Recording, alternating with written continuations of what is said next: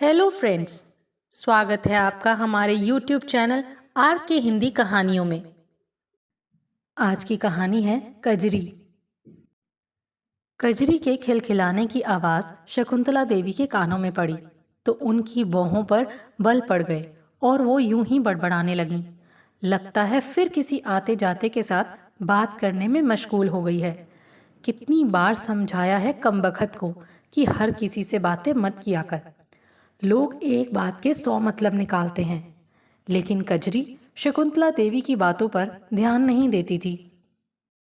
समझाने पर वो यही कहती थी कि जिंदगी में हंसने और बोलने का समय ही कहाँ मिलता है, इसीलिए जब भी मौका मिले तो थोड़ा खुश हो लेना चाहिए।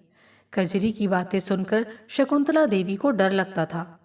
मर्दों की इस दुनिया में अकेली और कुंवारी लड़की की हंसी से कितने मतलब निकाले जाते हैं, उन्हें सब पता था।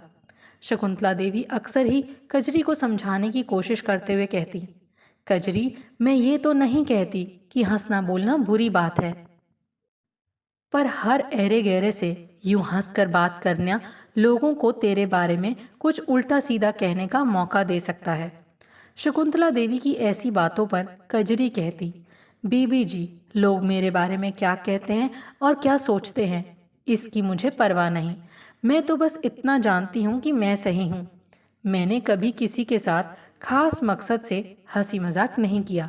मैं मन से साफ हूँ और मेरा मन मुझे कभी गलत नहीं कहता। अगर आप मेरे बोलने बतियाने को शक की निगाहों से देखती हैं तो मैं ज़रूर दूसरों से बोलना छोड़ दूंगी। एक आप ही तो हैं जिनकी नज़रों में मुझे अपनापन मिला है, वरना यहाँ किसकी नज़रों में क्या है मैं खूब समझती हूँ। कजरी की बातें सुनकर शकुंतला देवी चुप हो जाती।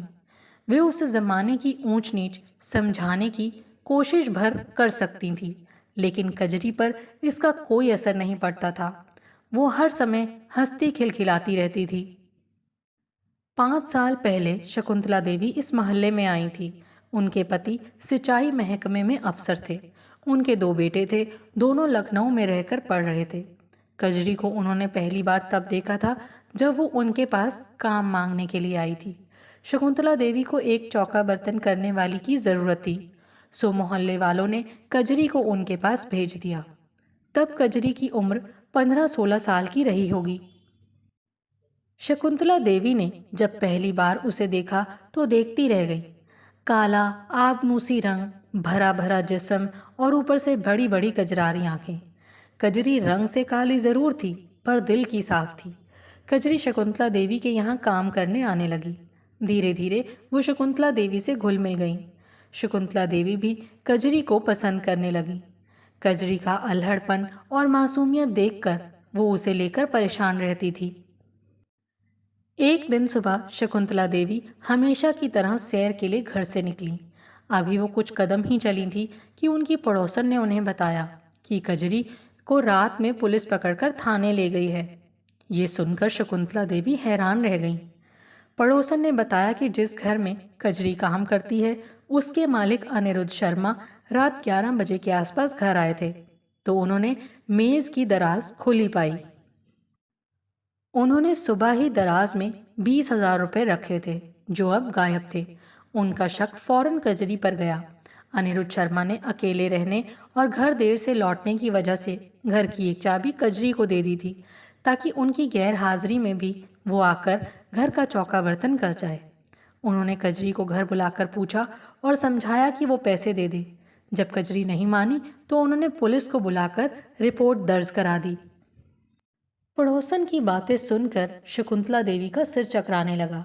अपनों से ठगे जाने के बाद जो एहसास दिल में होता है वही शकुंतला देवी को हो रहा था।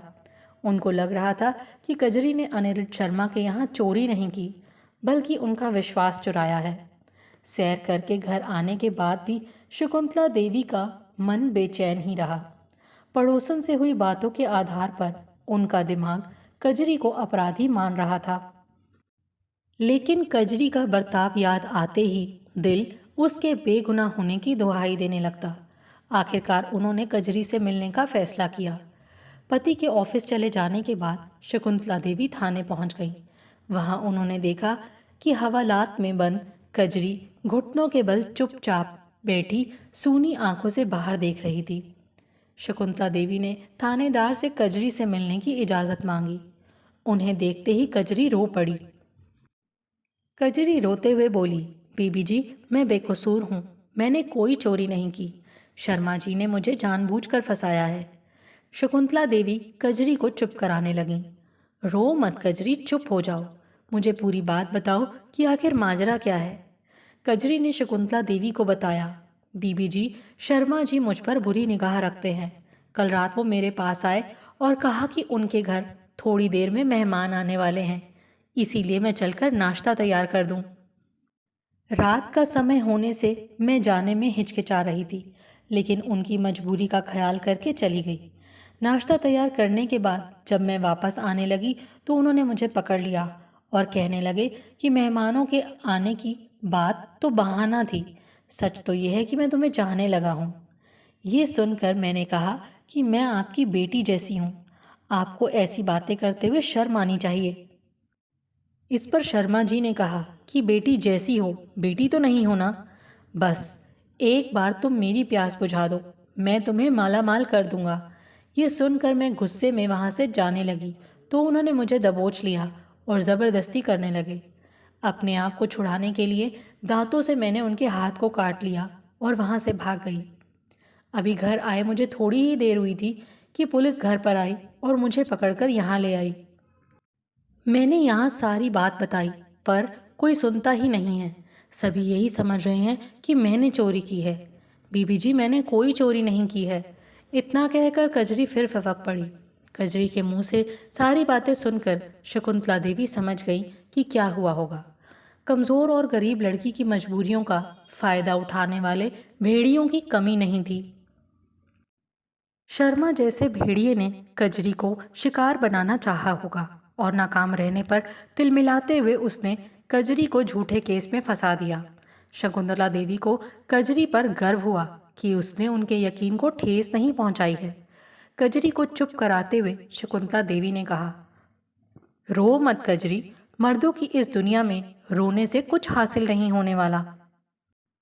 अगर औरत गरीब हो तो उसकी गरीबी और बेबसी उसके खिलाफ वासना के भूखे भेड़ियों के हथियार बन जाते हैं।